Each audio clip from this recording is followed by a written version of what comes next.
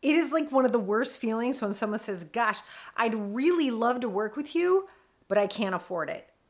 Ugh. You just like throw up in your mouth a little bit, right? Today, I'm going to talk to you about how to deal with that. Let's go.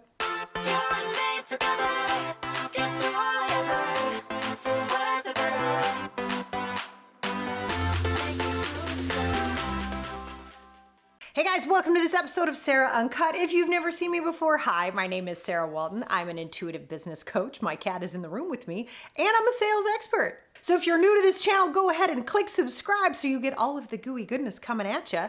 We talk about business common sense, what it's like to be a woman in relationship to money, hence today's episode, and how you can continue to expand yourself to run a business that you really love while maintaining a lifestyle that actually works for you. And no, I don't teach you how to make $1 million while you sleep or, live on a beach. Sorry, that's somebody else. You ever gotten that email? I think most of us have, right? Of like, oh, you're amazing. I'd love to work with you. This sounds great. I can't afford it. So a couple things about that. There's a lot of stuff going on inside my industry, specifically like the business coaching industry, where people are like, it doesn't matter what you charge. Money's fantastic. It's just abundant. Just tell them to get over it.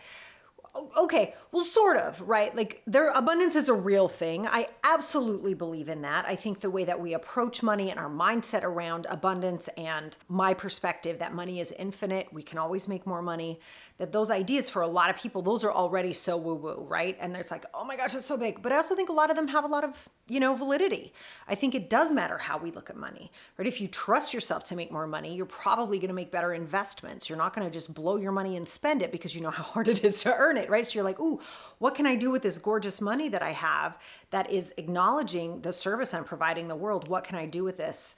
How can I make this grow? How can I invest this with businesses or companies or humans that I really love, right? There's a little bit more respect there. And I think that's wonderful. But I think there's also something a little bit toxic about this idea of like, well, if you really wanted it, you'd find the money.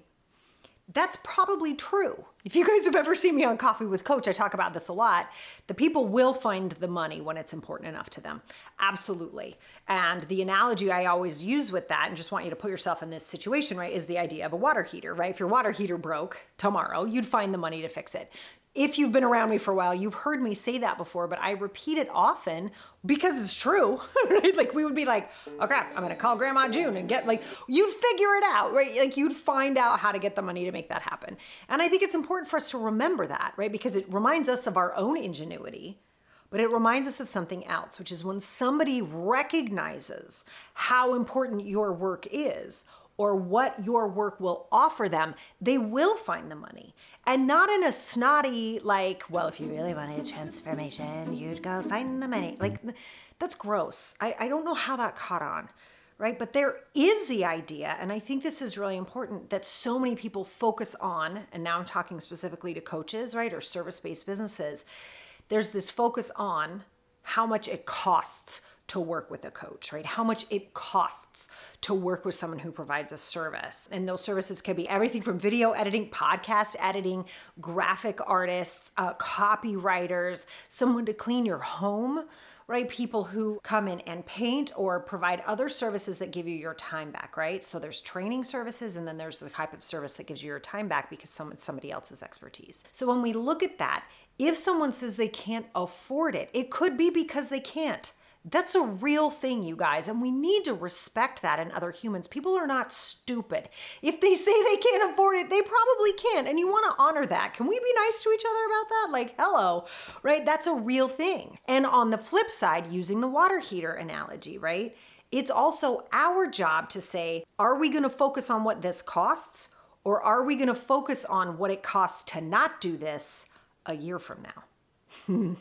Right? Have you ever felt like that? I feel like that a lot when it comes to kind of curbing my weight. I tend to really fight with my weight. It's very difficult for me. It's a big challenge in my life, right? So I will do that all the time. I'll be like, I'll start tomorrow. I'll start tomorrow. Dinner looks great. I'll start tomorrow, right? That feeling, I'll start tomorrow. And now it's a year from now. And I'm like, oh dear heavens. We're exactly where we were because I keep pushing it off. So we can talk about this too if your service is coaching, which is something so many people are asking me about these days, right? So if you choose not to work through your issues, specifically for me, I say to people, you don't have to deal with your relationship with money. You absolutely don't, but you already know what that's going to produce for you because you're living it, right? And they're like, but I have this debt and I have this thing and I hate my life. I'm like, I totally got that. And there has to come a moment where you're like, okay, I'm going to pay this cost now, so I stop paying the costs in the future. Do you see what I'm saying? But that's up to us, you guys. We have to educate people on that so that they get to decide if that's a water heater moment for them or not. And that's not for us to say, right? And then you get to decide what that looks like as far as compensation, because you know whether or not, you know, it was really hard for you to create that product that you then get compensated for, right? Hello. So when somebody says, I can't afford it, the steps are, number one, acknowledge that. Oh my God, I totally got it. You can't afford that. I 100% understand. And as we part ways or as we say goodbye, I just want to remind you of why we started talking in the first place, or I want to remind you of what you said is really important to you. And when you're ready, I will be here. Now, the other thing that you can do is ask them what it's worth. And this is totally up to you. And not everybody recommends this, but say, okay, I totally got it. You can't afford it at this price. What is it worth to you?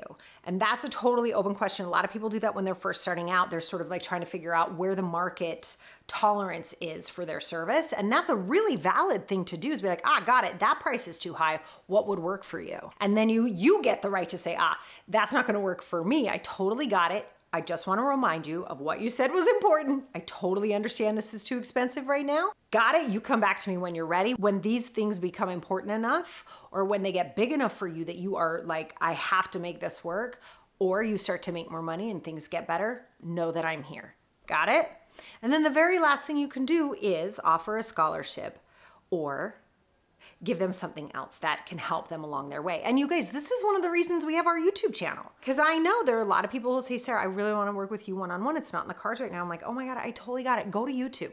Go listen to my podcast. I do my best to make sure that I help every woman make more money, not just the women that can afford to work with me, right? Like my job is to put more money in the hands of more women, or that's the way I see it, right? So that's going to take free resources sometimes. I'm totally down with that. That's totally cool. And you get to decide in your business how much of that you want to do as well. So those are your options. If someone says, oh my gosh, I really want to work with you, but I can't afford it, those are some ways that you can still continue to help them and continue to grow your business. I hope this was super helpful. Have a wonderful week. I'll see you guys in the next episode.